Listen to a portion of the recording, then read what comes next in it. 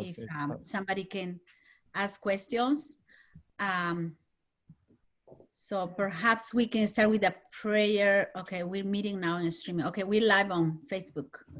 Do you see the stream? Yeah. It says it's now streaming live on Facebook. Awesome. Okay. Andy, your turn. All right. Shall we open with prayer? Let's bow our heads. Lord, thank you for this day that you've given to us. It's a Sabbath day here, and the sun is coming out here. We've had rain this morning where I am. And Lord, just bless our time together as we explore how you have called various people into various aspects of your ministry. And this weekend, we're looking specifically at our friends Joyce and Mercy. And Lord, just lead and guide in our discussion. And may you be honored and glorified. In Jesus' name, amen. Okay. Well, to begin our conversation today, just want to introduce our panelists. And our panelists are Joyce Choe, Dr. Joyce Choe. She is a medical doctor with a master's in public health and is a board certified ophthalmologist from Vancouver, Washington, and a plant-based health enthusiast. Wide variety of community-based health programs, and her passion is to help her patients make the paradigm shift needed to change behaviors and to improve their quality of life. She's had a journey looking for answers in her own health, and that's led to some ministry opportunities that we're going to explore today. And Mercy Ballard, RN, is the director of Years Restored Lifestyle and Learning Center in Central California, and where she educates on nutrition, natural remedies, focusing on autoimmune diseases, leaky gut, and food sensitivities. She and her husband, Anthony, and daughter Sarah and granddaughter Angel live in the mountains of Central California.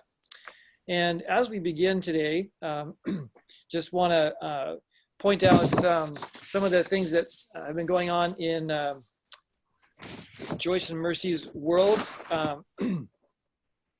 The Years Restored program and some other things that they've been working on.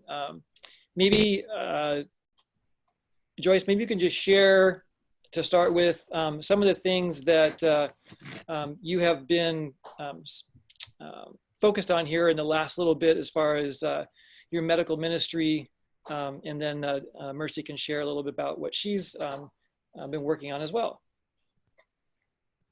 Well, Mercy and I, we published this cookbook called the Autoimmune Plant-Based Cookbook about a year ago. That was released on Amazon, and now we have our own website where we do that. And we started doing that to try to help people who weren't able to come to Years Restored, the lifestyle center that Mercy has in California. And then we also, at the same time, we were working on an online course, and that was just released in October and then re-released about a month or two ago. It's called the Autoimmune Recovery Plan, and that's an online course to help people to learn about how to live this lifestyle. My program is Wholeness for Life, and it's basically just a program that's based upon the 9 laws of health. Kind of like New Start, except that it incorporates also an extra letter for the environment, for the effects that the environment have on health. And so that's why everything is wholeness, wholeness for life, wholeness market, and that type of thing. And most recently, we've been working on this project, which is Advent Truth. And that's a ministry, but that's probably the thing that we spend the most time on in the last month or two. So thank you, Mercy. Mercy, you're muted. Mercy's muted. Let's see. Okay, so yeah, we've been extremely busy in the last few months and maybe a couple of years since we team up with Joyce. And so yeah, as she said, that Advent Truth has been taking most of our time lately, trying to bring all this truth to, especially to Adventist people, because there is other platforms that sometimes they censor, principles and very important topics at this time. So we thought that this was very important to bring a community community that we can support each other in, and just make people aware of what's happening. But what I do, another thing that I do, well, we have a lifestyle center that we do 10-day program, and we do that every other month. And so our next program we plan to be in September. I'm sorry, in July. So we've been busy. We have a store also that we open. It's you know, with gluten-free, things like that. Things that are in line with the protocol that we follow, because it's products that sometimes are hard to find, things like that. So we've been busy with so many ministries, and right now it's very active. Our ministry together with Joyce, the autoimmune recovery plan, has been you know, busy because we answer a lot of questions. We live every Sunday just to engage with people. So it's been like, you know, we have a very, very good engagement with people, and they also, it's very encouraging also when we see these extremely hard conditions, difficult conditions, when they see these incredible improvements. So yeah, so it's been a work that we've been trying to spread this word that is many people that are suffering and there is no answers. So that's, you know, so we've been busy doing so many things. Also we do country living and, you know, trying to grow our food, things like that. So I was going to ask you, Mercy, it says that your lifestyle center there is in the mountains of Central California. And I was just wondering if you could maybe share with us your journey, because it sounds like perhaps you haven't always lived in the country. And how did you end up in the country? And was there a simultaneous call in your heart to do medical missions? Yeah, it was, like you say, simultaneous. Because as you know, I was a Seventh-day Adventist that was kind of sleeping, and I was kind of blinded, even though I was very involved in the church. But when we had this truth, you know, they were showing it, this happened in 2008. And I started reading the spirit prophecy in the Bible and prophecies, and I realized, wow, we're missing so much. I learned that we're supposed to do the medical missionary work, have sanitarians, and we're supposed to be living in the country. So we decided with my family that we need to go into that direction. So we moved here in 2011. So we did both things, country living and the medical missionary work since that time. But something important was that we decided to, you know, and this is with Dr. Joyce also, that we decided, let's be faithful and let's follow everything that God wants us to follow. So this is follow the principles of the Bible and follow all the principles of the spirit of prophecy, right? So we study in depth with this, you know, things that we're supposed to follow, the blueprint that God has given us. So we apply all that in our ministries, you know, in our lifestyle center, in our book, and, you know, everything that we do together. So we, you know, as far as we know, we're following every principle that God has given us as a Seventh-day Adventist. But if we still not following some styles because we're not aware of it, but when people let us know that perhaps this is something that we're not following, we're willing to make the changes. Thank you. Was there a particular, for most people, when they make the transition from an urban dwelling situation to a country dwelling situation, there's usually a train of decisions and prayer and just searching for that to happen. Can you share a little bit about your journey during that time? Yeah, it was a journey of 2 years. In 2008, I started studying about country living and the medical missionary work, and I wanted to leave immediately. I was ready. You know, I thought I was ready, but God said, you know, I had so much to learn. I had to detox pretty much from the city in our practices for so many years. So God shows that, you know, there was so much to learn still before moving here. And so after 2 years, finally we found the place, and then when we were back, the our place was sold immediately. Like, somebody want to buy cash. So God was just showing us, okay, now it's time for you to leave. So at that time, we sold the house, we found the place, we moved right away, and we started working almost right away because we arrived in August. On September, we start putting a seminar on country living about how to grow our own foods. We invite Lin Huag to do that.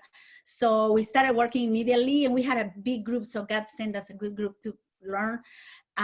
Also, so God has been leading us like every moment of everything we have done in this place. So it was a miracle after miracle. So we really thankful for God to leading us.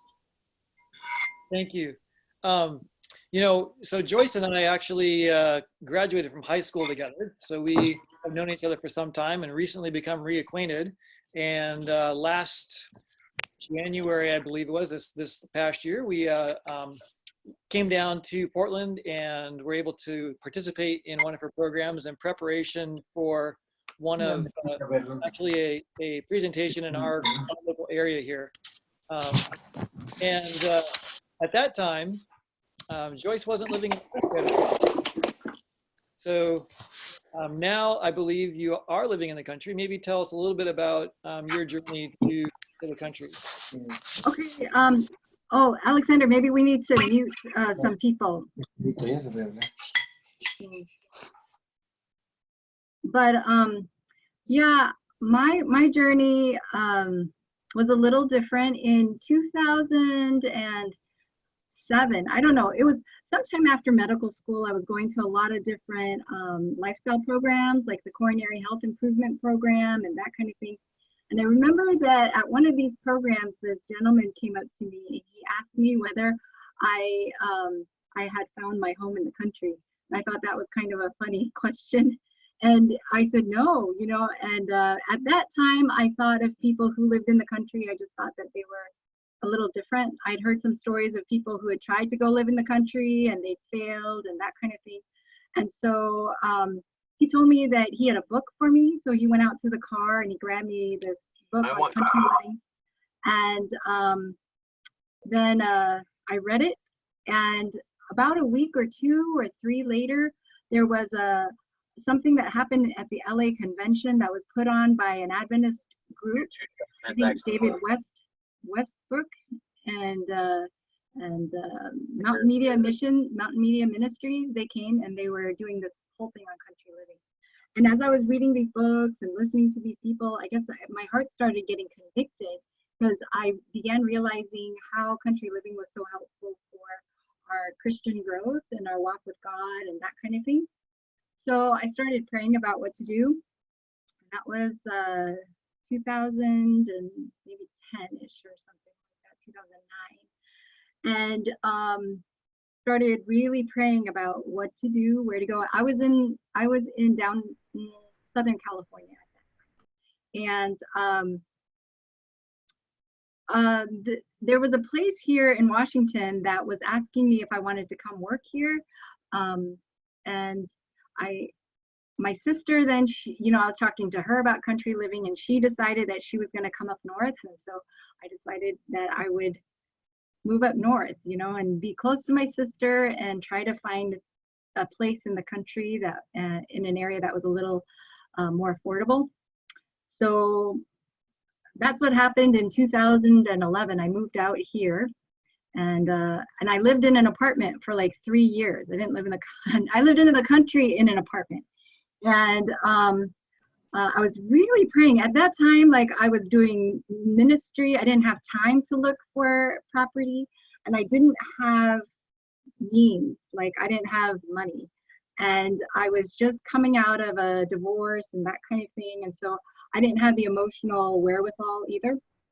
And so when I first bought my first house here about 3 years later, it was on a couple acres, but I kind of viewed it as practice property. And I learned how to garden a little bit, and I had people over for classes on natural remedies, and I started having cooking classes at that house and that kind of thing. But then there was something in my heart that was saying, you know, this is not the right place. And so I sold it a couple of years ago, and then I was in an apartment for another year and a half while I was looking. And it's really interesting that during this time that I was looking, my health was really bad. And so I was tempted to just give up and just, you know, just say, okay, country living is for people who have families and who have support, and it's not for me because I'm by myself.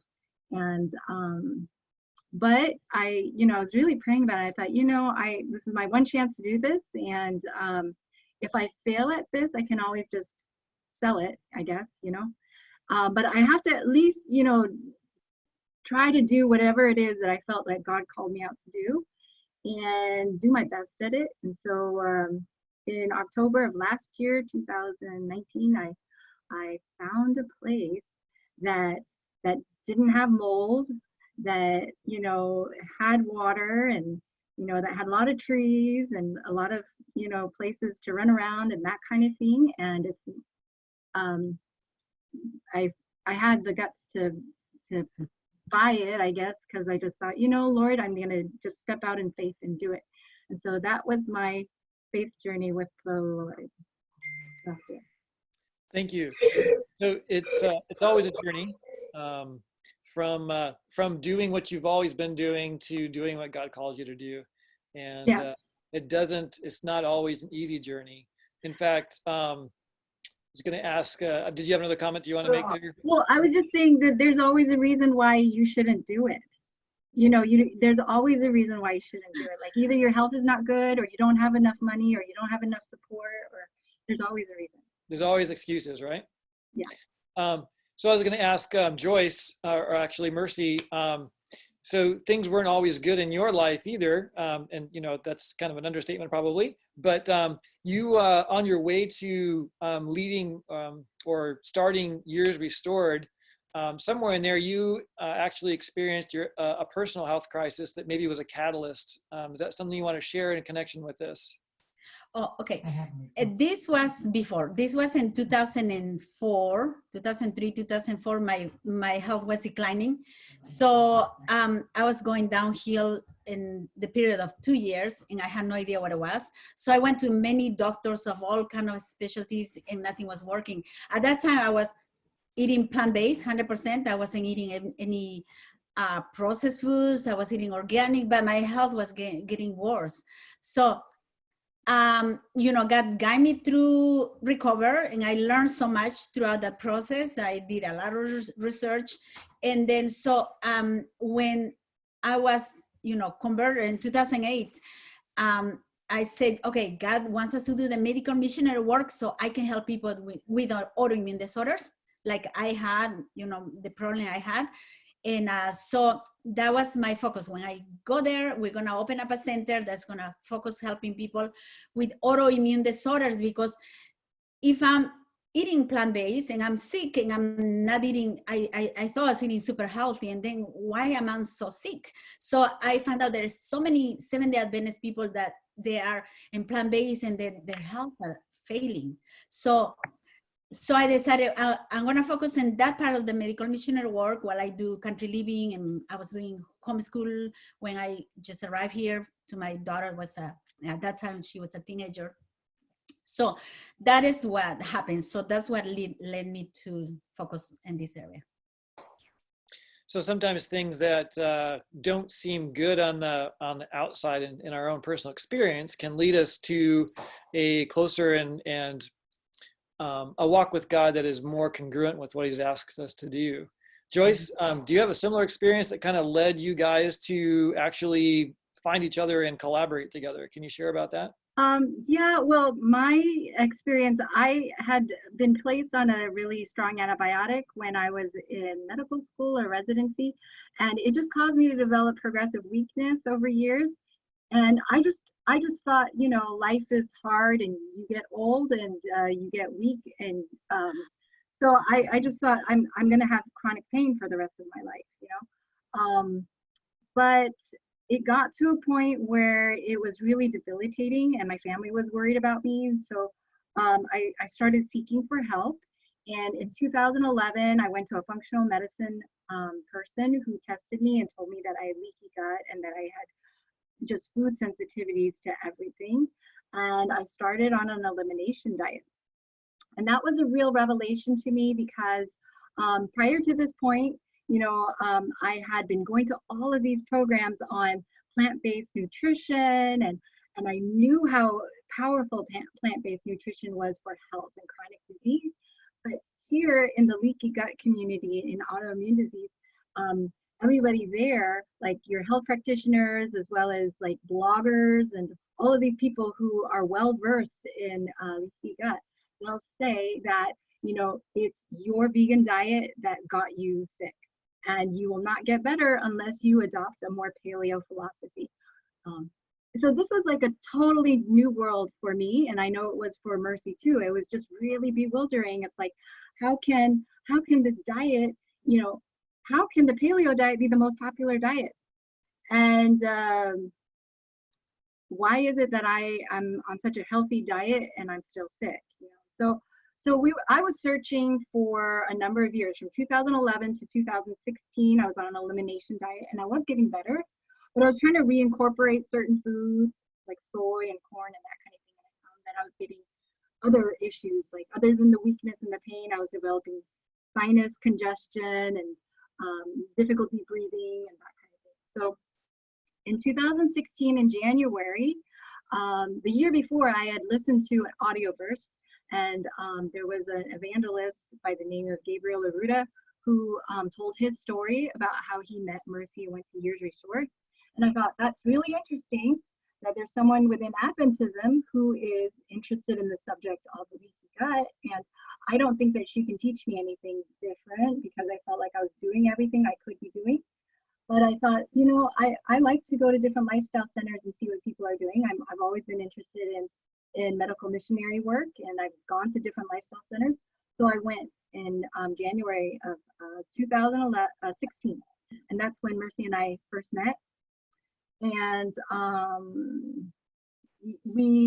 it was a good program for me. On the third day, I woke up and I went on a walk, and I realized that when I went on this walk, that I didn't have the pain that I came in with. Like, I just felt like so light and so free.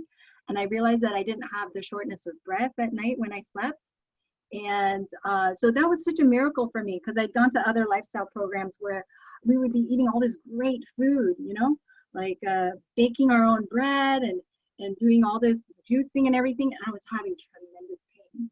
And so this was the first time that I was essentially without pain. And so that was such a revelation for me that that was possible, that it made me really pursue looking into this. And I guess as I looked at Mercy, I was like, I wonder why, Mercy's helping so many people. I wonder why more people aren't aware about this. And so that's how we started talking, and, I'd call her up and pray together with her, and we just started becoming friends. Thank you. So we all end up with some kind of a crisis at one point or another, and that can bring us through to the other side.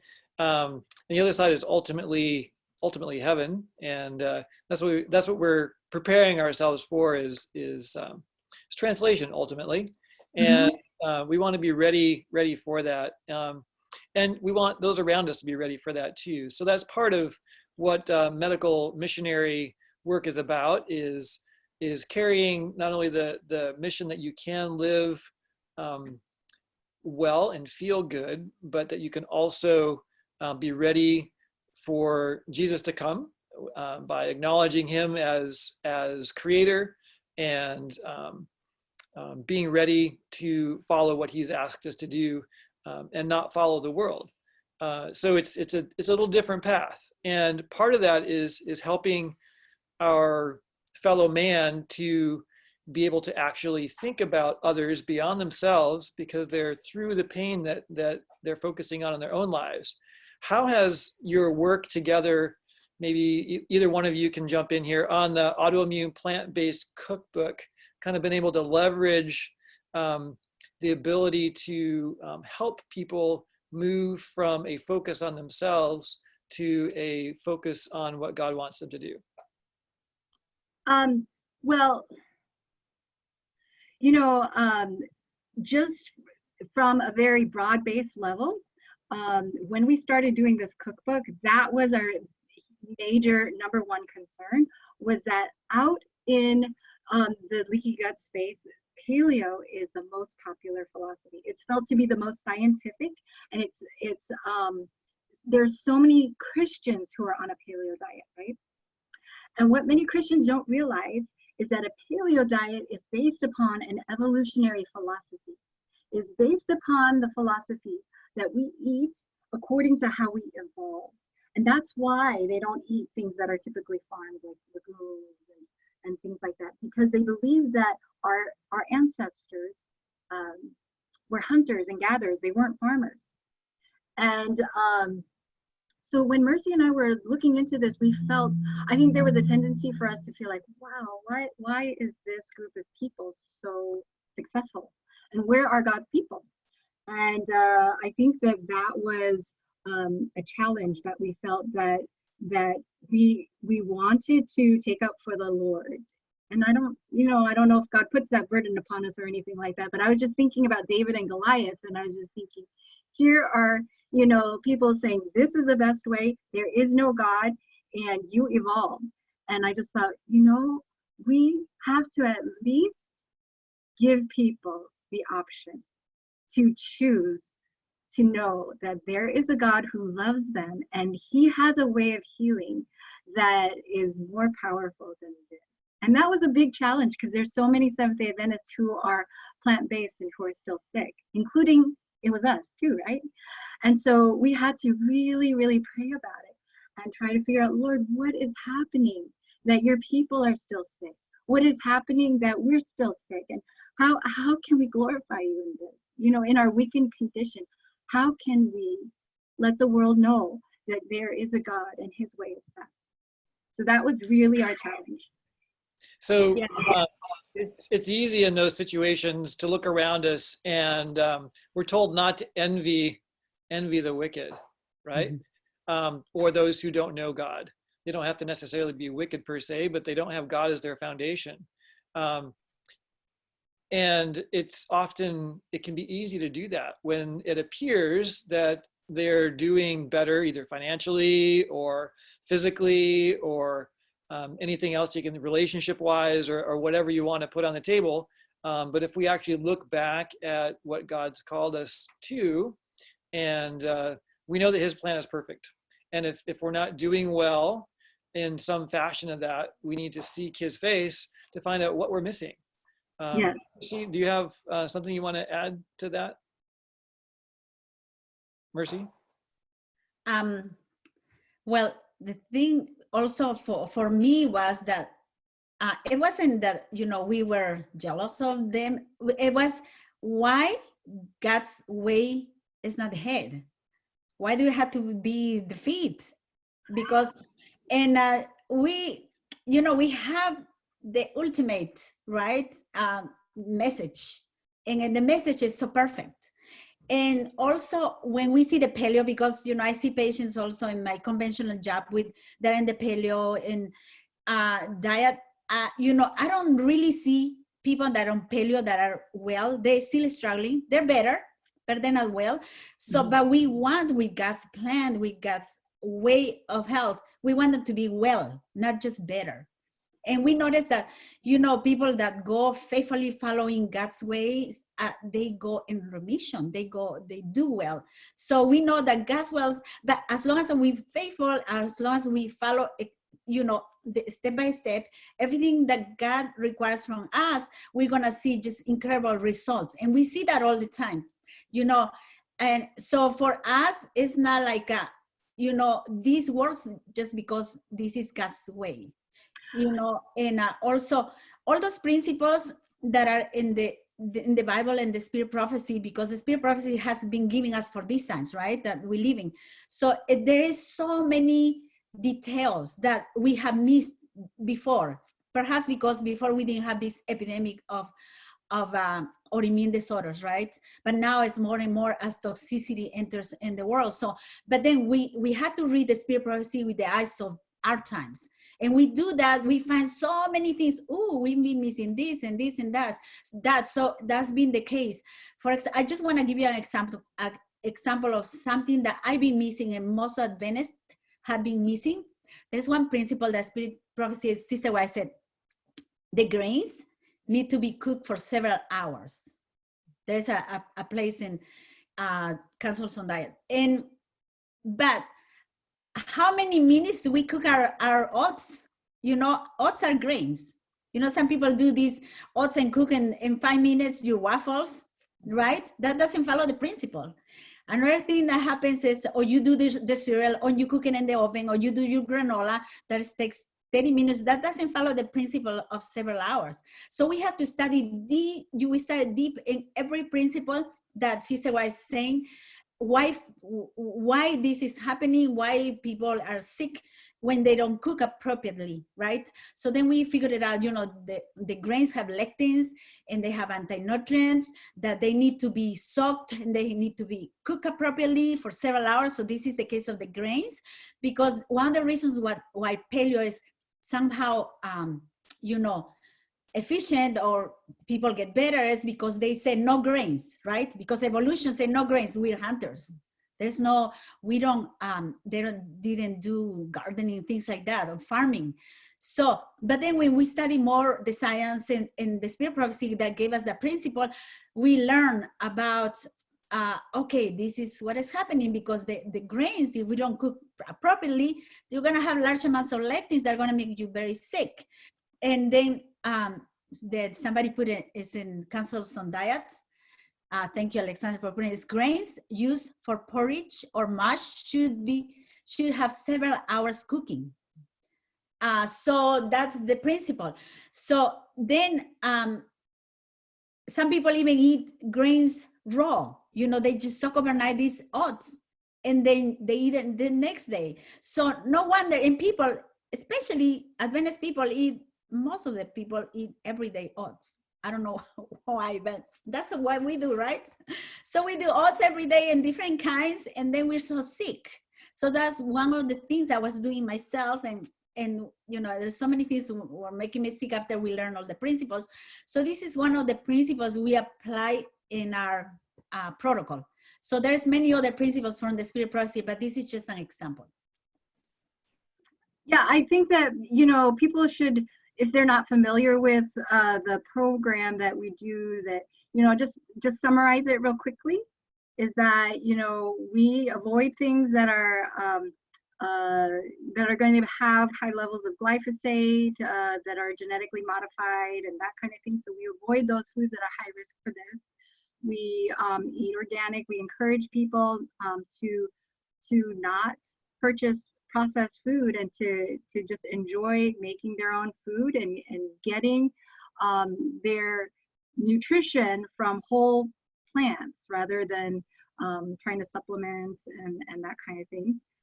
We soak and sprout our high lectin foods, which are going to be those seeds, grains, beans, legumes, that type of thing. And we also incorporate everything that we learn from Spirit of Prophecy into that. So it's like how to eat as well as what we're eating and that kind of thing. And of course, it goes without to say that everything is plant-based. There's not even a question. We don't do anything that's animal product. There's another thing we do also is like no process of any kind. So sometimes people call me and I say, well, you know, I've been plant-based for so long. So it's kind of like it's nothing else I can learn because I'm following this plant-based, right? So I ask, well, you know, some people get sick because we eat these veggie meats and then we eat also, I said veggies and organic mustard, organic this and that. And so yeah, so then we eating is still a lot of chemicals, right? If we eat, you know, it might be plant-based, but this is what we used to as Seventh-day Adventists. That's what I was used to. So all these chemicals that we put in these foods are not food, right? Mm-hmm. So we eat these chemicals in toxic amounts, and then we ended up sick because autoimmune disorders or chronic diseases are linked also to the chemicals that we eat. So mm-hmm. we said in our program, we eat 0 processed food. So we don't eat processed at all of any kind. So everything we have to cook is the way God designed it. Everything is from scratch. Everything is natural. So, and like a Dr. Joyce said, we don't do supplements because the supplements, if you cyber the supplements, it's very difficult to find clean supplements that are not mixed with something that is also toxic and chemicals, things like that. So sometimes we, advise some people that are very depleted of nutrients to do juicing. So everything is through foods, because we believe that God intended for us to eat that way. So we have to go as Seventh-day Adventists, okay, we choose, oh, this is vegan, but we don't think that this is vegan, but this is very unhealthy. So if we just go back the way our grandparents or our parents used to prepare our foods, right? But then we have, we just embrace all these easy foods to prepare. So it's like so difficult. Some people come and they say, oh, I had to cook. It's kind of impossible for a lot of people to go back to our roots and just cook simple and just from scratch. But I believe this is what God intended for us, to eat very super simple, healthy, and no processing, with all these toxins.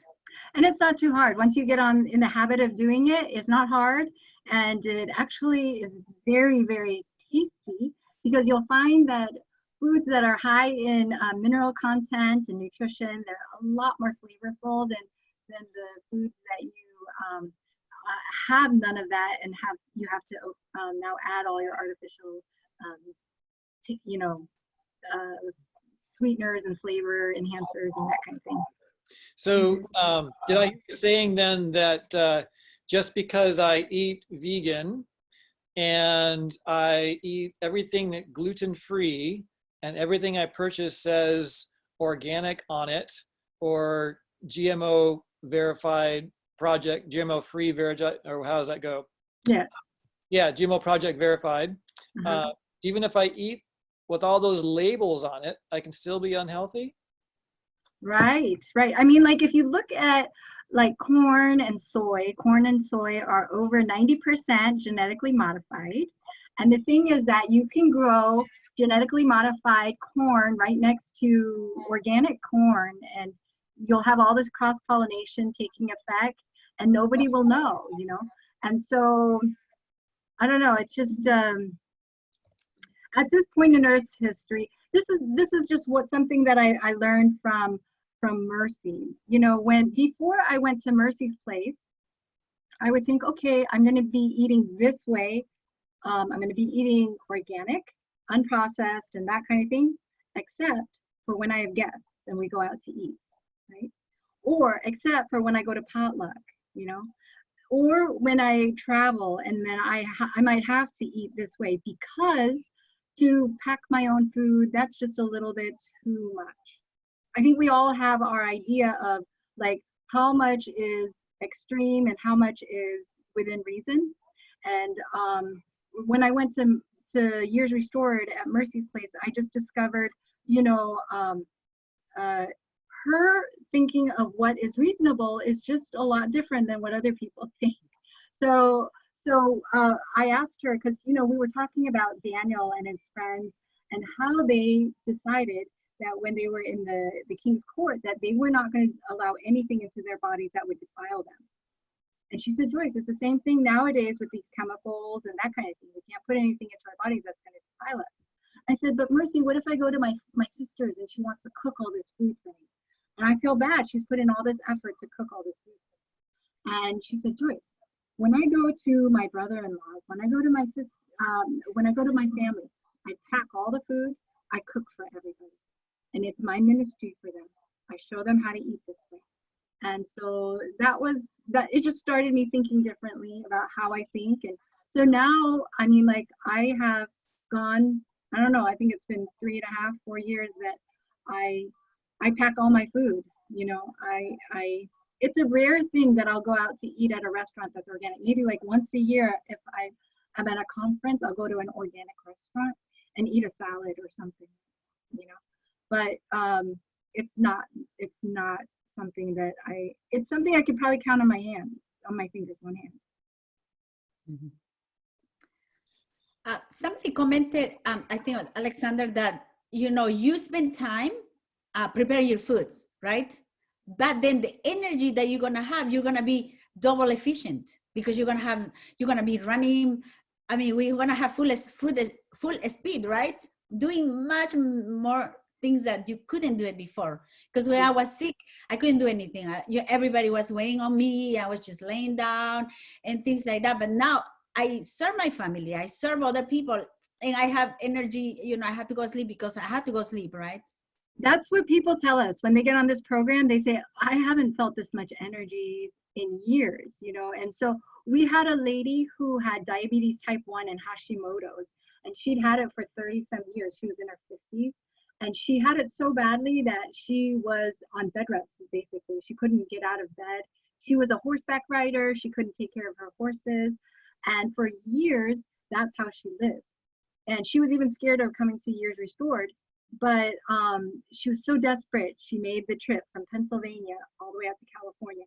And in that 10-day period of time, within a matter of days, her blood sugar, her insulin requirement went down from 35 to around 10 or 11. And she was able to walk outside with everybody else.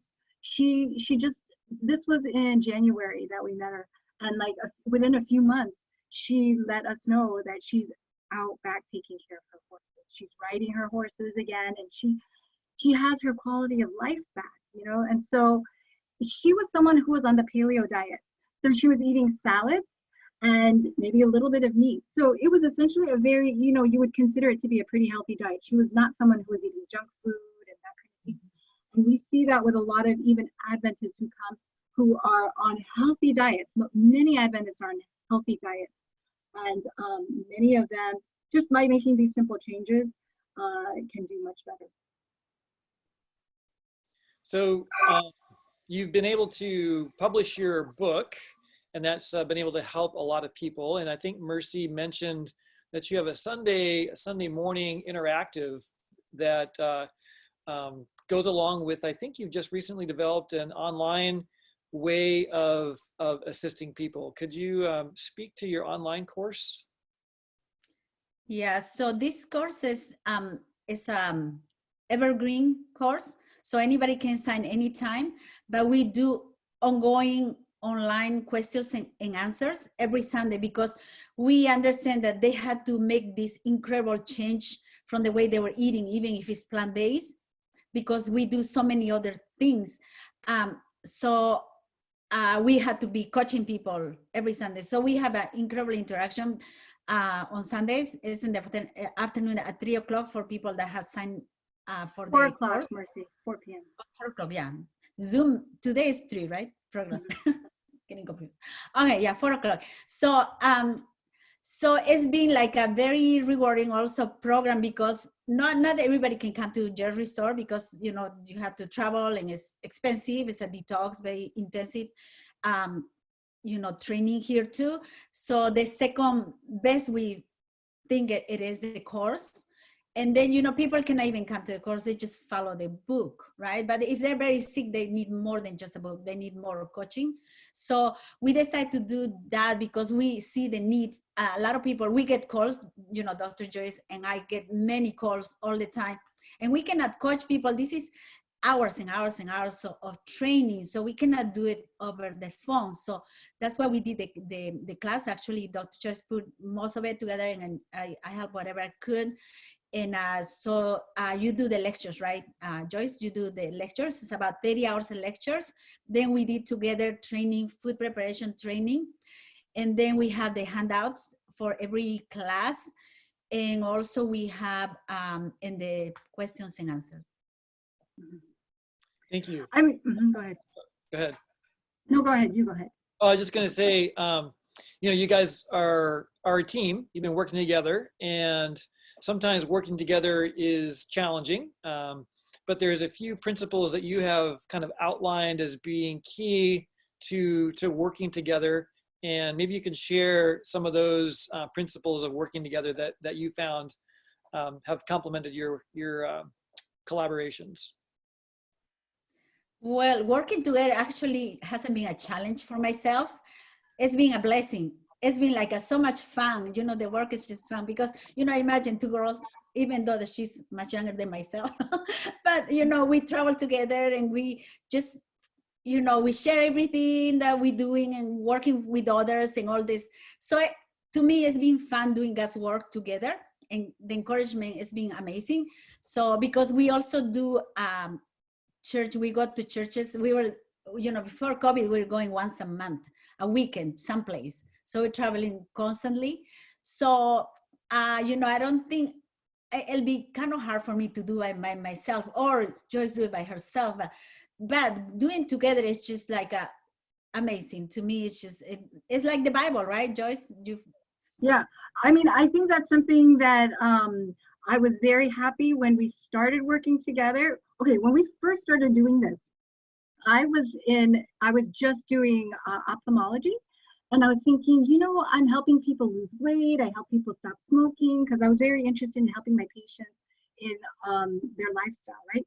But I thought, if Jesus comes, like, you know, way later, and I work for another 20 years, I'll probably just help another, you know, 10, 15, 20 people get better, right? And I thought it would be really nice to really approach this, like, how can I get the most number of people to learn about, you know, how to improve their health so that they can hear God's voice more clearly, right? That's the whole point of what we're trying to do. Is I know that the health message is not going to convert anybody, but I'm hoping that when their health improves and their mind clears up, that they can hear God's voice more clearly. And so when Mercy and I started working together, we started doing like social media. And I think in the beginning, it was a very loose collaboration, because Mercy, you were kind of afraid that my reputation, like, you were like, you know, you were always trying to protect me a little bit. And so I would post something, and then Mercy would, like, you know, repost it or support it or anything, but we never came out and said, oh, we're together, you know? And, but I found something really interesting. I found that the more open that we were about the fact that we were together, and the more that we supported each other, the more successful we were in getting our message out. And so that's that whole biblical principle where God sends us out 2 by 2. It was, I could see it in the success of the message and how it went forward. And I could also see it in our own personal walk. Like the more that I was concerned about how Mercy was doing, and I think that's how we started working together, is because we were personally interested in each other. It was not like a business thing or anything like that. It was just personally, I was interested in Mercy doing well. And Mercy was always just interested in people being healthy and the message getting out and that kind of thing. So if I had not started working with Mercy, because I'm a perfectionist and I'm slow, I would probably still be editing my online courses, or maybe I wouldn't have started yet, because Mercy was the one that I would be like, Mercy, I have a great idea and it's too crazy. Everybody will think it's too crazy. And she would be the one that would be like, Joyce, it's a great idea. Let's go do that. And that's how we would do things. And so I think, you know, and then I probably help her to be a little bit more, you know, exact and careful about things, and the way things look and how things read and that kind of thing. And so we're a really good team. We help each other. We, like, when she was having issues because her granddaughter was having health issues, I took care of as much as I could. I didn't want her to be burdened with everything.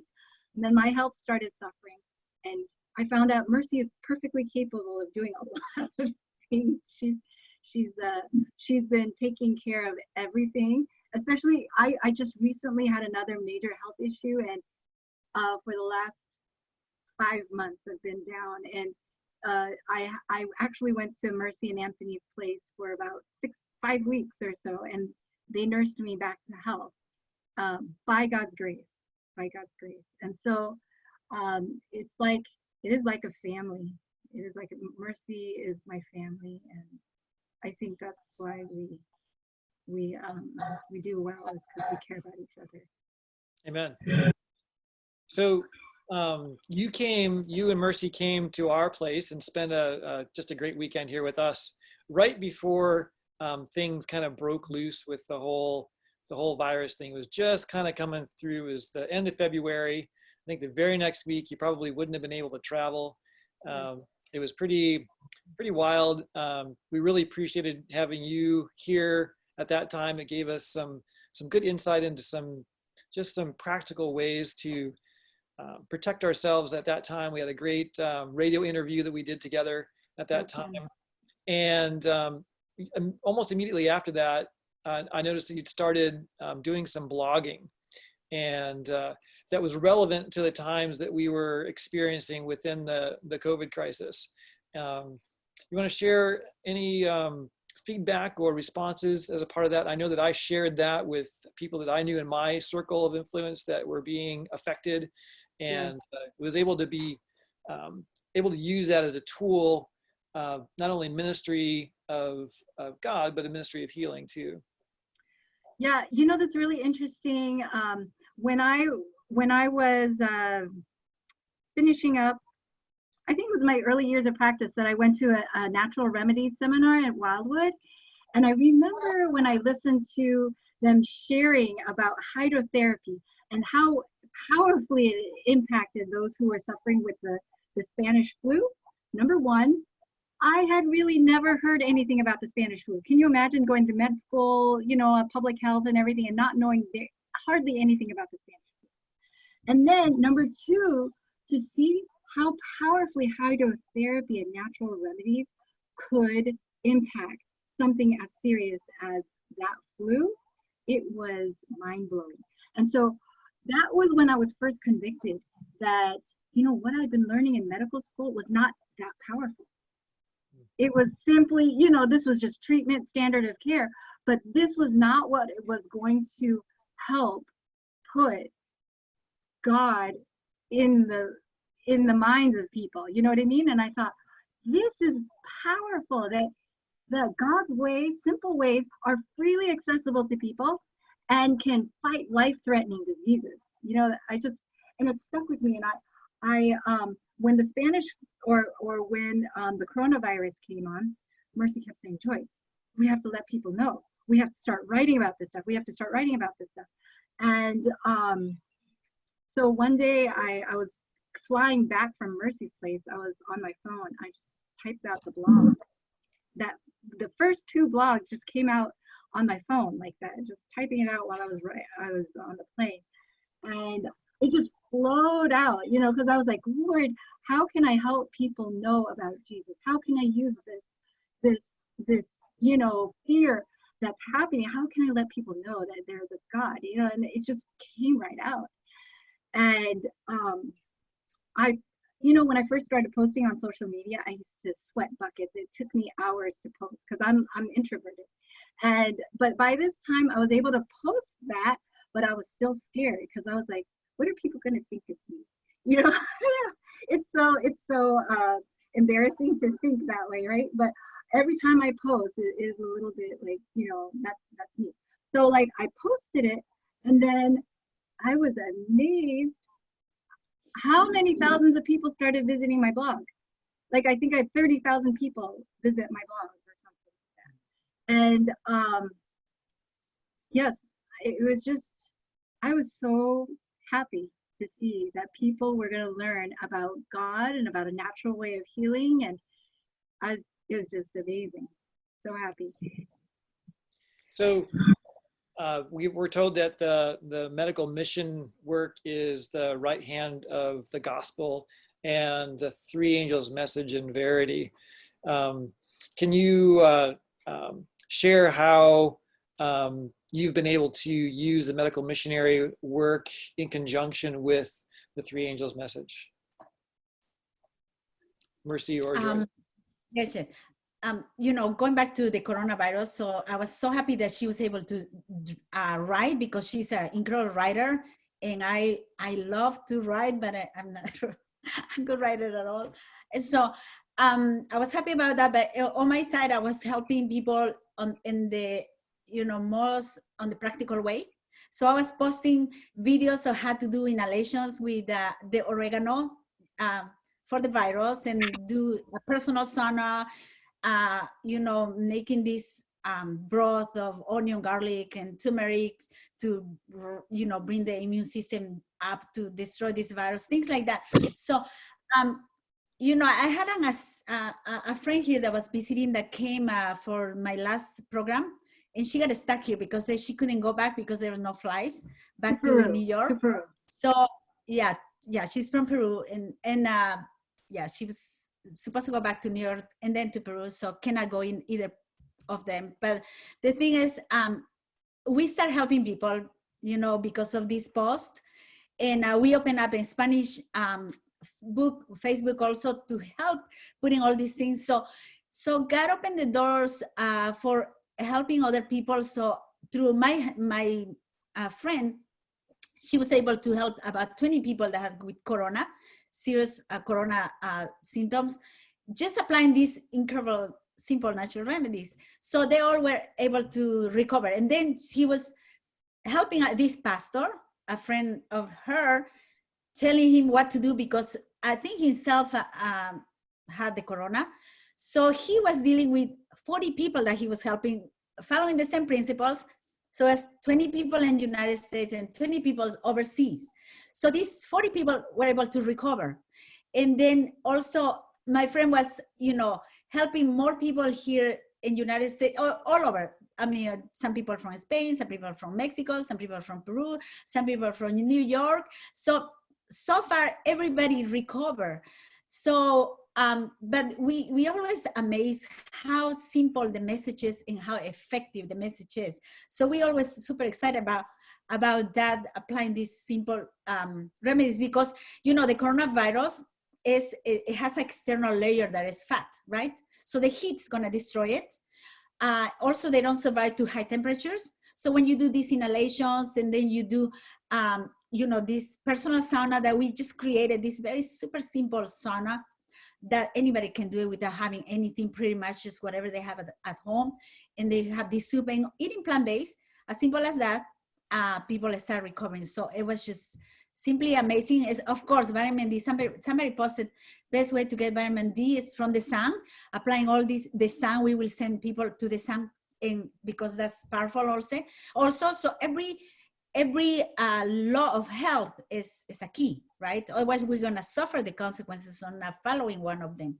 So that was our experience with the corona, and we're still helping people because the South America country are kind of still not flatten the curve.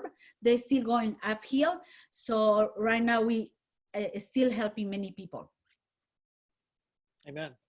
Yeah, and that's amazing that everybody that they've been helping has been getting better. There was this one family that had like 5 members who had the coronavirus, and everybody improved except for one person who he just didn't want to do any of these natural remedies, and so his illness continued to linger for a number of weeks while everybody was getting better. It was just interesting. That's an amazing case study, and an anecdotal case study. Anecdotal, yes. Yeah, from noting those things. And I think, that's a microcosm of sin too, isn't it? If we, God hates sin, he loves a sinner. But if we as humans who sin, cling to those sins, we'll die with the sin. But if we release those sins and ask for forgiveness, it says, he will cleanse us. He's faithful and just to cleanse us from all unrighteousness. And if we turn from those sins and move away by God's grace. And we find too that God's ways are very simple. And one of the major reasons that people are not saved is because they're so proud. They want something more complex. It's like when the children of Israel were bitten by those venomous snakes, all that they had to do was look at this snake on a pole that Moses had. That's all they had to do. They had to look at this representation of Jesus and how he became sin for us. And this is the thing with like Naaman. He didn't want to bathe in the water because it's just too simple.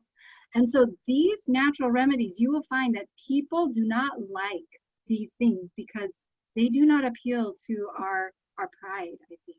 They're very, very simple things. No one's going to get the glory for anything except for the Lord. Yes. Somebody was saying about vitamin D and zinc for the coronavirus. And we definitely send the clients to go in the sun, bathe in the sun. And for the zinc, high amounts of zinc you can find in chickpeas and also in what I call Pumpkin seeds. Pumpkin seeds. Some greens also, spinach. So you can find that there. So we rather to send it the natural way, people to eat the right way, to have the right amounts in their system than doing the multivitamins and minerals because gasways are so simple. So we rather to start there. Well, that's why this whole country living thing is so amazing. Like if you're hearing about how people have been locked down.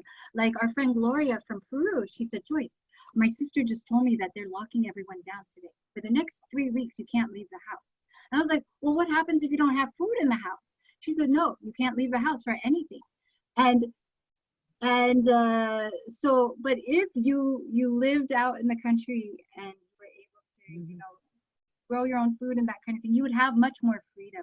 And so like this whole thing that God calls us to a lifestyle that is for our blessing, and it's just something that I would just really highly encourage everybody not to move out of fear, but to pursue that relationship with the Lord, to know what is it that he calls us to do.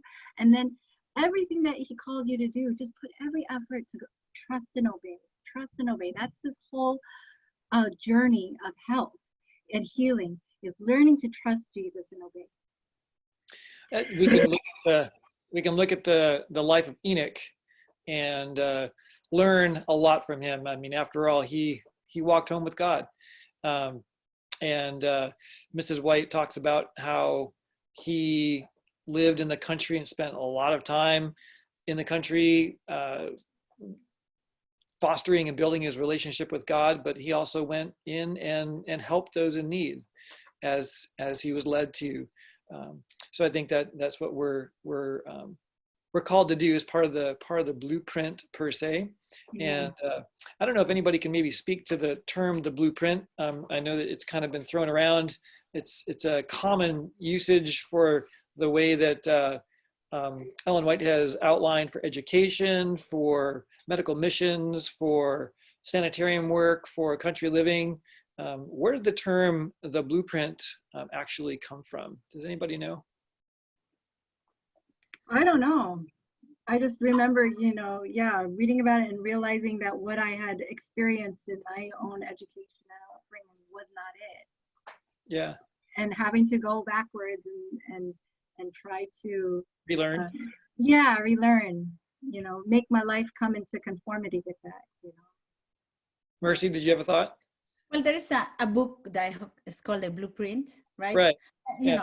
It's basically following God's ways. That's the blueprint, because God has given us in the Bible and the Spirit prophecy the blueprint, the guidelines of how to live to be healthy, right? Not just physically, but spiritually too, because if we're unhealthy physically, our mind is not going to work as well either, right?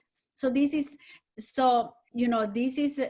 following the blueprint is basically following God's ways, for God to bring a total restoration. It's not just one way, it's just a total restoration, which is mental and physically and spiritually too. Can I share something? Sure. There is something that we can all do. This is a lesson that I learned. I remember I said that there was this pastor, a friend of my friend Gloria, that she was coaching him to coach other people. So what we usually do, we do this inhalation. We boil a pot of water and put few drops of oregano. So people inhale, because the oregano is powerful anti-infective, powerful oil. Viral oregano oil. So, but there is a lot of people that don't have the oregano oil. So something that we're doing is just grab a bunch of oregano, fresh or dry, and just put it in the water and just make a tea. right? And then do this, since we posted this video in Facebook, so the pastor will do this. He will go to the store, buy a lot of oregano. So he will put in a little package, the oregano, and drive to the people's houses and drop it by the door. So he said, okay, you're gonna do the inhalation with this, and then he will send our video that we made, this just homemade video. You're gonna do this, then you're gonna eat all plant-based, and you're gonna do this pot of soup, broth, onion, garlic, and turmeric, and you're gonna drink that every day, besides eating healthy and the sun, things like that. So that was his medical missionary work of this pastor. So he went home to home, dropping off the oregano because that's the only thing they didn't have. So to me, that was amazing. How much simpler than that can be the health message. And they help these people to recover, right? So to me, it's not hard, but we have to be willing to make these changes because we have used to these commodities that you just warm up your food and you just hardly cook anything, and then we're expecting to be healthy. So we just have to be faithful and following just the simple methods. That's very creative. Yeah, that's very creative, and he's looking for opportunities to help people. That's a really good thing. Yeah, that's amazing. So, well, thank you, Joyce and Mercy, for sharing your testimony of your journey from your previous endeavors and how you were awakened to the way God was prodding you in a different direction than maybe you thought you should be going at the time, and how following and obeying what God had called and put on your heart has led to this fun collaboration that you've been a part of with Mercy to share the medical missions to the world, and the Three Angels message as a part of that, because as we have a healthy body, we have a healthy mind, and we can more properly, more ably be open to the prodding of the Holy Spirit. Joyce and Mercy, do you have any final thoughts that you'd like to share with us before we wrap up? Go ahead. Mercy, did you have something you want to share? You do first. Me do first? Okay. Well, I just wanted to share with people, this is a little bit off the side, but I had a major health issue that had to do with spinal cord injury and caused me to develop tremendous sensitivity to electronics, Wi-Fi, and that kind of thing. Actually, for me to be here doing this interview and me to look like this is a miracle of the Lord. Amen. Thank you. So I just want to say, during this time, I was very tempted. A lot of people were telling me that I needed to be on steroids and that kind of thing. And, my doctors, they were telling me that it was because my diet was deficient and that's why I was suffering. And it was kind of like a Job experience, to go through this. And I really did not know if I was going to make it. Mercy was actually praying for me. She was saying, like, Lord, if Joyce is not meant to be there at the end, we're just praying. But during this time, we were just doing all the remedies. We were doing sunlight. I was out in the sunshine for 5-6 hours a day. I had time to rest because I wasn't working. I was juicing, all this kind of stuff. And we figured out what the problem was.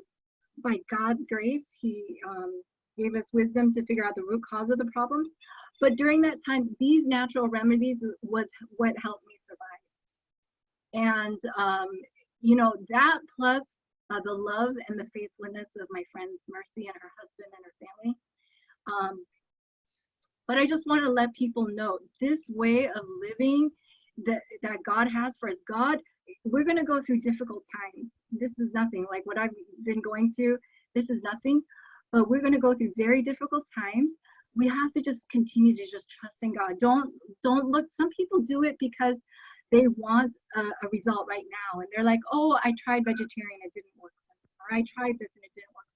We can't do it because we want a certain outcome. We You have to do it simply because God says, and just trust in Him, no matter what the result is, and keep your eyes focused on Jesus. You know, we're going through very difficult times. We got to learn to trust in Jesus no matter what. So I just wanted to say, these remedies work. God is the healer, and keep faithful to Jesus no matter what. Amen. Mercy? Amen. Yes, I just want to say that, you know, the last thing is going to be in this earth, right? The work that we have to do is going to be the medical missionary work and the literature, you know, going out to people. So, so this is the time that we leave the health message, right? Because more pestilences are gonna come. So we're gonna have to, it's gonna become more difficult and more difficult. So we're gonna have to do this work even in a more powerful way, even though it's simple, but gonna have to help more and more people. So this is a time for us to get familiar with these simple things and just to apply in our lives, and then start helping other people, because not just that, millions and millions are gonna need our help. And God has given us this message to help other people. This is what is gonna open the door, so they will be willing to turn to God.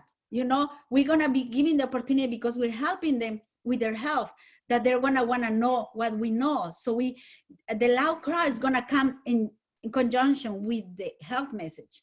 So I just wanna encourage everybody, just that it's not difficult at all, but God is gonna use us in a powerful way, because, you know, now is our time. You can tell with the pestilences that are here, it's just the beginning. It's gonna be worse and worse. If we read Matthew 24, we're studying last night with a group of people, that this is only the beginning. So, you know, as God leads us, that everybody, you know, the Spirit Prophecy said that everyone has to be a medical missionary, you know, at this time. So, so I just want to encourage that we all can join together to spread this message that's gonna come with full force, and then Jesus is gonna come. And Amen. our characters have to be just like Jesus. So I just I just pray that God does this work for all of us, and that we're part of it. Yes. Amen. Well, thank you very much, Joyce and Mercy, for sharing. Maybe we have a couple minutes here. Is there anybody who's here on the Zoom that has a specific question that maybe you'd like to field here as we wrap up?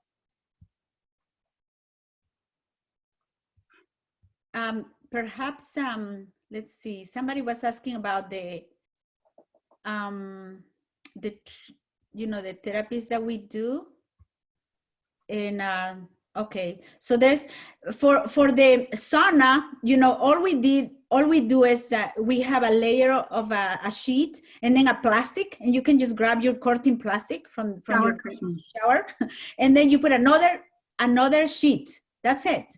And then you're gonna boil a big pot of water with six drops of oregano oil. You put it at the end, and that pot of water, you just put it next to a chair, a stool, and then you just wrap yourself up with those three, you know, the sheet and the plastic in another sheet, cover, and that heat is gonna come. It's gonna make you sweat really fast, and you do that for 15 to 20 minutes. So something so simple. After that, you just take a cold shower, and it's super powerful just to build your immune system, because you want to raise your monocytes and the natural killer cells, that those are down when you have a coronavirus. So when you do this hot treatment is a hydrothermal therapy. So it's going to raise the monocytes in the natural killer cells, and then also the macrophage, right? The ones that eat macrophage. So is that what you call a Russian steam bath? Is that the same thing as a Russian steam bath? That seems the same.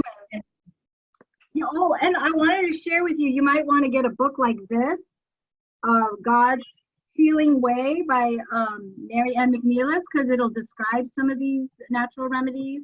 Or Agatha Thrash, she has a book on home remedies. So there are books that you can read too. And if you go to Mercy's Facebook, she has a lot of those videos, Mercy Choe de Ballard, on Facebook, and you can see some of the videos that she's made that demonstrate some of these things. All right. Well, let's have a word of prayer here as we wrap up, and looking forward to continuing our conversation. Let's bow our heads for a word of prayer.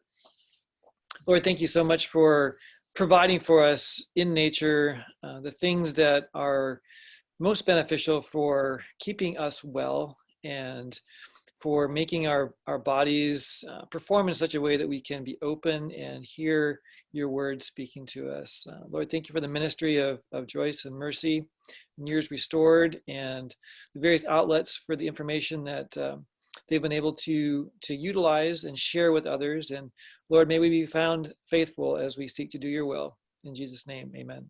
Amen. Amen. Amen. Could we announce for next week? We're going to have a Pastor Jonathan Bellew, his testimony. He has an incredible testimony in how he decided to go in the country, and he's been in the, his focus is medical missionary work also. He's also an evangelist and pastor. So it's going to be a very powerful testimony that we invite everybody to join us next Sabbath at 3 o'clock. All right. Thank you. All right, everybody. Thank you. Thank you so much, Andrew. You're welcome. My pleasure. Thank you, everybody. Thanks, Alexander, for hosting. You're welcome. And sorry about the challenges. I think we're going to have it smooth next time. I figured out what the issue was. Oh, you did? Yeah, there was, I stopped streaming now, so. Okay. But there was something in the settings that gave an extra level of, making it a little more difficult. So I figured it out later on. So next time will be easier, I guess. But anyway. Pastor Jonathan wasn't able to join, huh? Well, I texted him and said, try now in the beginning, but he never, and I tried calling him, so I am not sure. But at least he can watch the archive, hopefully. Okay. One thing I just want to add, it's important for us that believe in the health message, and it's so important, is that sometimes we do not know how to give an answer from the Bible. And oftentimes people accuse us of like, well, that's something Ellen White, kind of added later on, and it's not in the Bible. It's not salvational. And I'm not talking about the unbelievers only, but even within the church. And I think it's important for us to give a biblical reason. And I find that everything that Ellen White wrote, it's in the Bible, but we don't always, maybe not everything, not every detail, but a lot of, like, for example, call to a plant-based diet is not just, in Genesis, God gave it in the beginning, because people point out and say, well, Jesus ate fish and, he gave clean and unclean meats. So why are you guys saying now this? I don't see that. And apparently it may look like that, right? It may seem that way, but until you look at it a little more deeper. So if somebody is, busy and has to go, feel free. But I just wanted to share this, that I learned this from another Seventh-day Adventist evangelist. And maybe you guys know this, but in the book of Hosea, in chapter 3 and 4, it actually gives us, it shows us that at the end of time, we're called back to go to the plant-based diet specifically. Oh, really? And can you share the reference? Okay, so I'm going to share, I'm going to share my screen real quick so you can see it in the Bible, and then you can see it. So can you see my screen? Yes. Okay, so right here in Hosea chapter 3 and verse 5, which is the last verse of the chapter, it says, afterward shall the children of Israel return and seek the Lord their God and David their king, and shall fear the Lord and his goodness in the latter days. So here we see that we know in the New Testament, God's people are called Israel, spiritual Israel, right? And it says that afterward, in the last days, that God's people, spiritual Israel, will seek the Lord their king. And so that is the context, right? We know that the chapters didn't exist in the original writings, but they were added later for reference.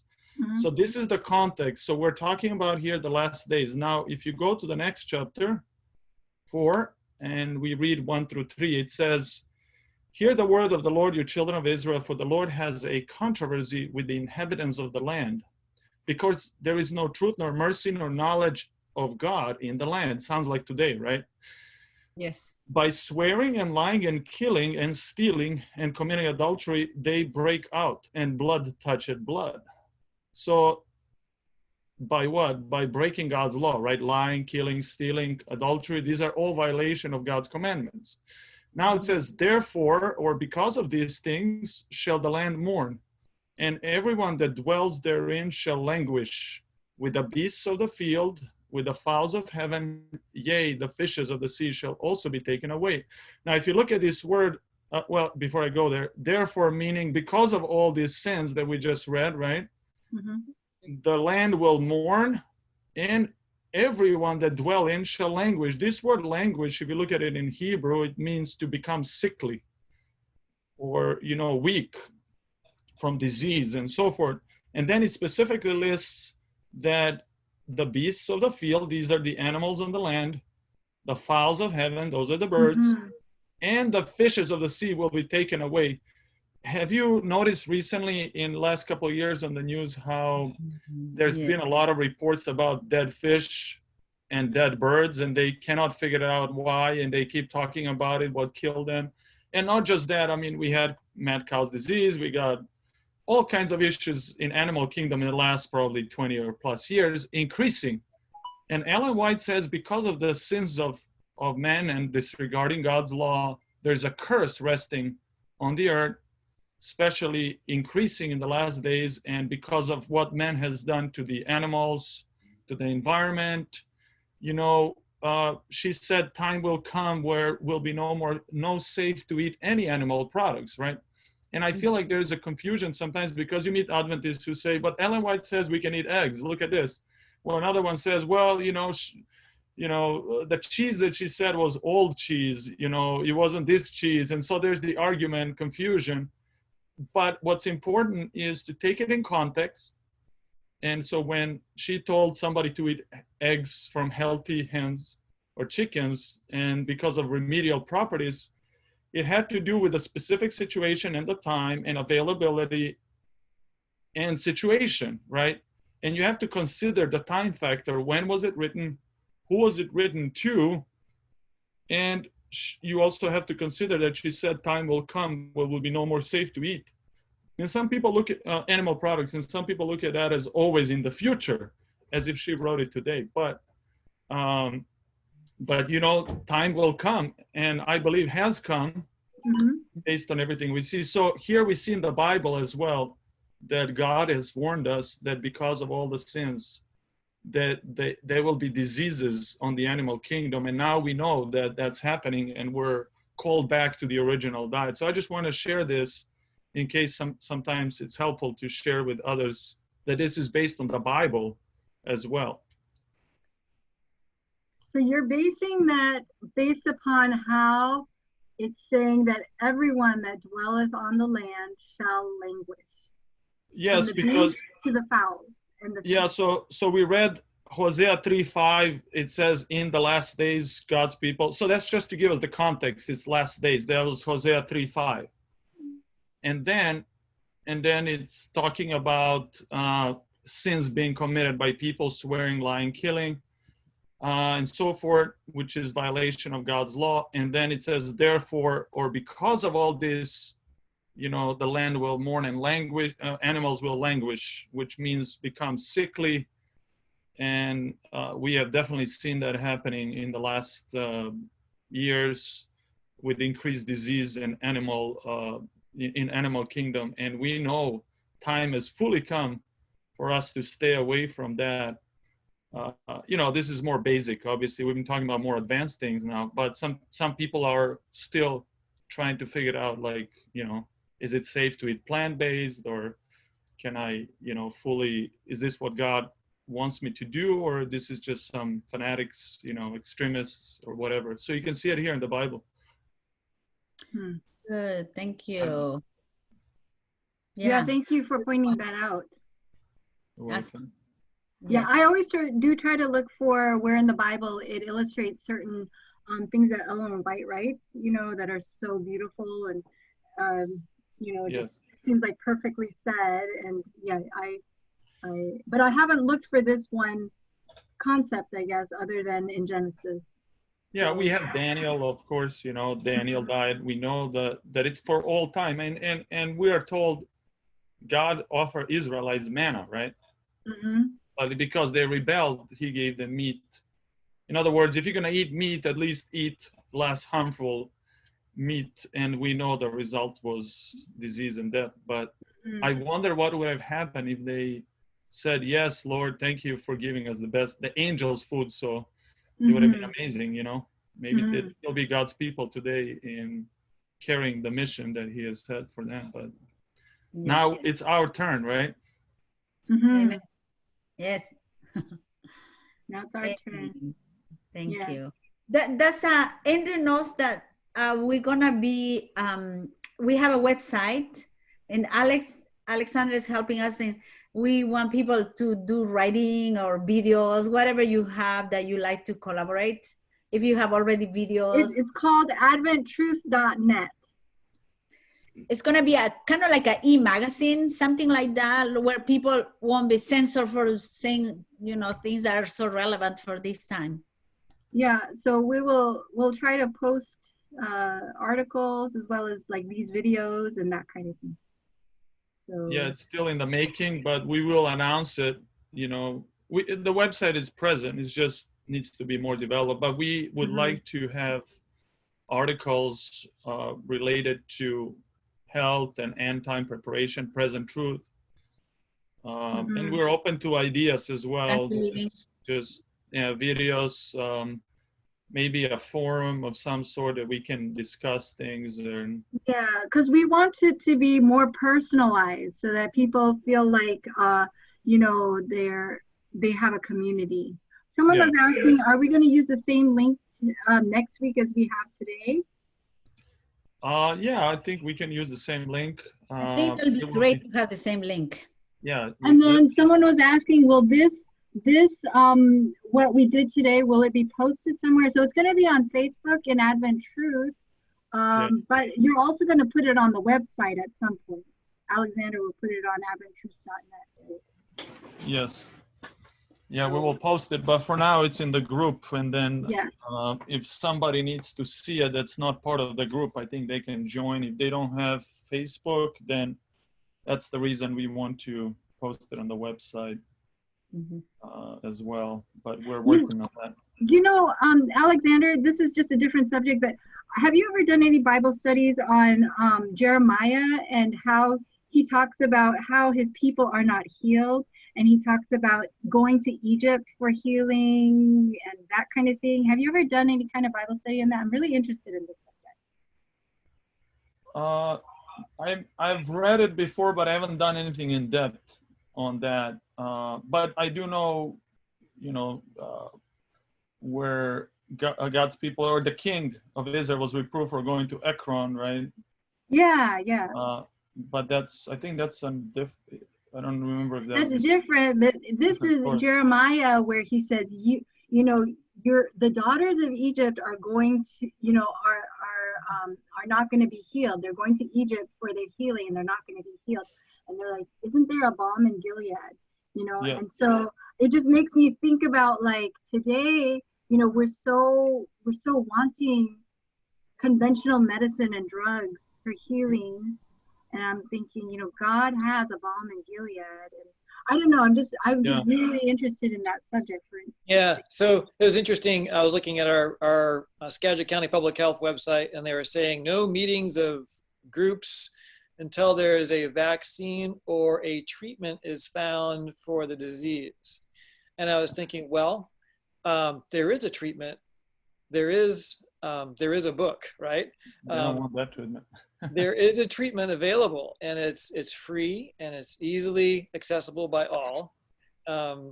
So we're free to move about and meet because there is a treatment. And we've been talking about, you know, that is in the realm of natural remedies here, and they're effective. I mean, you had the individual there with 40 people that they've been helping and has been recovering. Yeah. So it's interesting that people are looking towards a man-derived solution versus one that's provided. And I was watching Ron Meinhardt and Scott Ritzma doing a little interview on some natural remedies here this last week, and they were sharing the role that the scent of the pine can play in raising natural killer cell activity for as much as, I don't know, like 3 weeks post outdoor experience, and how that can also be fostered through diffusion of various pine scents. So, you know, fir or pine, and that was a pretty neat thing. Just being outdoors, literally being outdoors, or being exposed to those aromatherapies can have such a profound effect. Yeah. Yeah, I Anyone, have to say about that. That's very powerful. Simple, very simple too. Very simple. has Yeah. anyone heard where the president of Madagascar said that they have a cure? Although I don't believe cure is even if it's natural, because if you don't follow the laws of health, there is no a tea you're going to drink or something you're going to inhale, right? Amen. No matter what, you have to follow. But something that can boost, and they claim to have no deaths in Madagascar from all the cases. And he was interviewed on the French national TV. So it's not like a conspiratory type video. This was a France 24, and I watched it.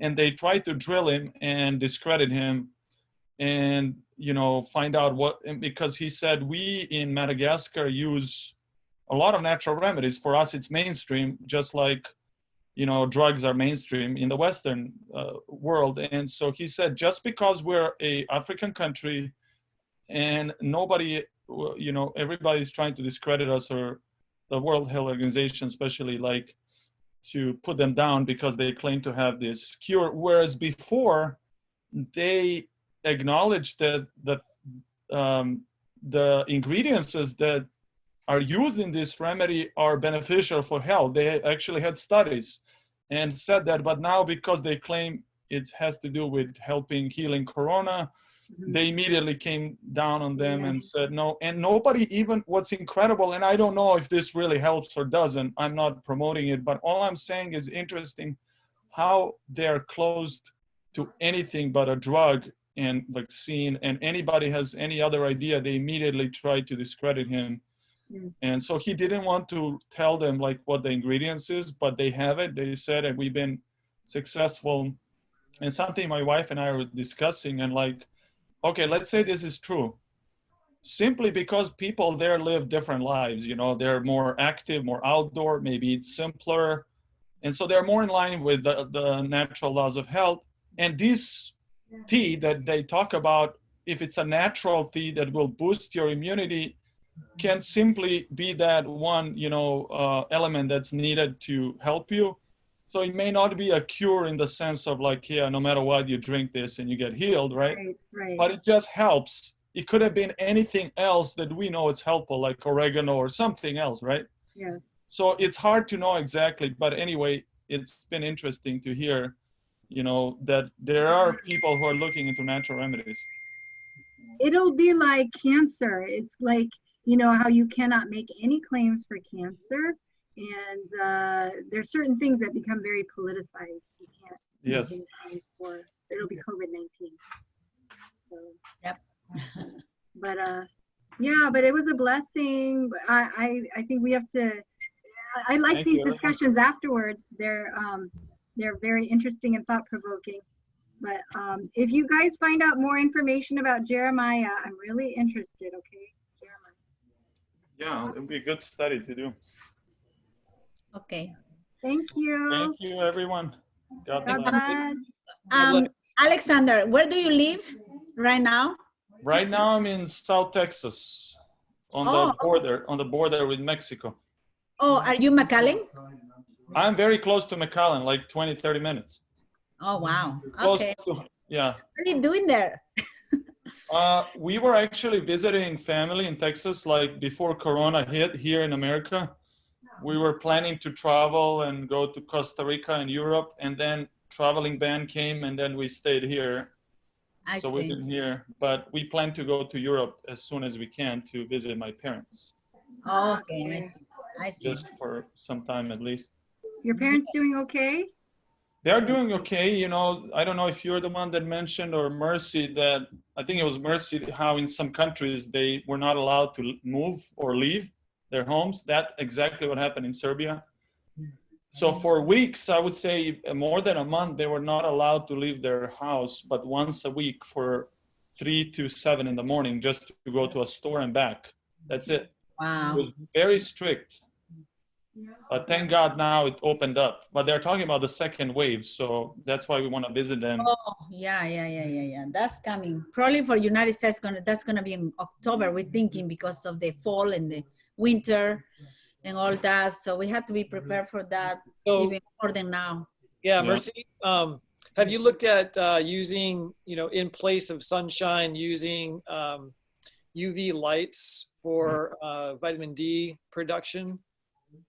I have not looked into that because I'm really into just natural. So because you can store the vitamin D, a lot of vitamin D, right, in the fat and the fat cells and all that in the liver. So if we follow well during the summer, at least getting our vitamin D, we should have enough storage for the winter. So I don't know much about that. But are people who live Maybe in the city, like Alexander's parents and stuff, they might kind of. The northern latitudes, you probably wouldn't even have enough summertime exposure to build up enough of a reservoir. I have a friend of mine who looked into, there are lizards. They won't thrive in their aquaria if they don't have access to UV light, UVA and B. And so there's lizard lights that you can get at pet stores that produce, vitamin D that can potentially be used for that in a sun-free environment. It's good to look into it. So look for lizard lights, or are they just for lizards? Well, they're not just for lizard lights, but that's how they sell them. They're sold in pet stores for vitamin D production. They have the whole chart for how close to get it and how long the exposure and how much vitamin D is produced in the skin and whatnot. There is an app called D Miner. Anybody heard of it? No. So it helps you track let's say you do your vitamin D test to see your levels, and then typically you don't know how much you have until you test again, right?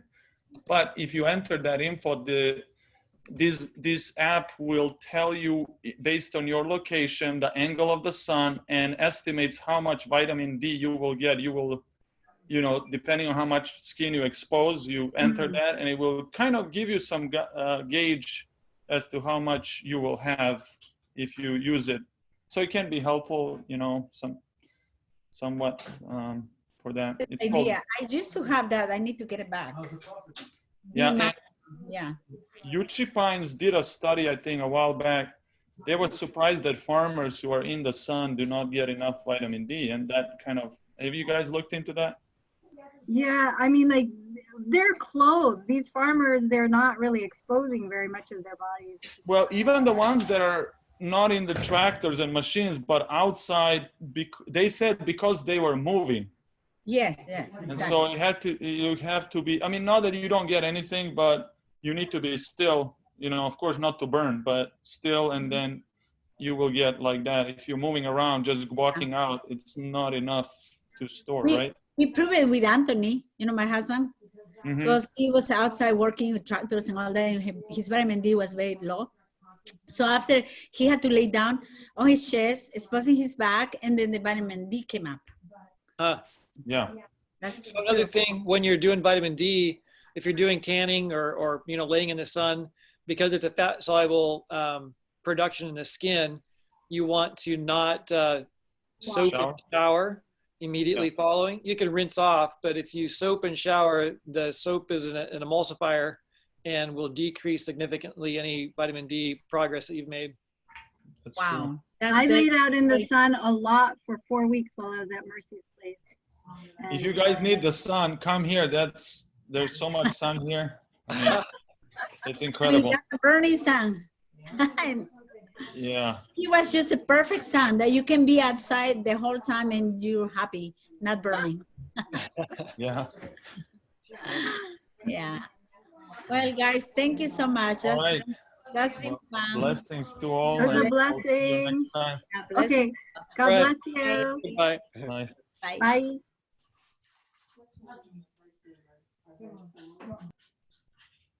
That was good.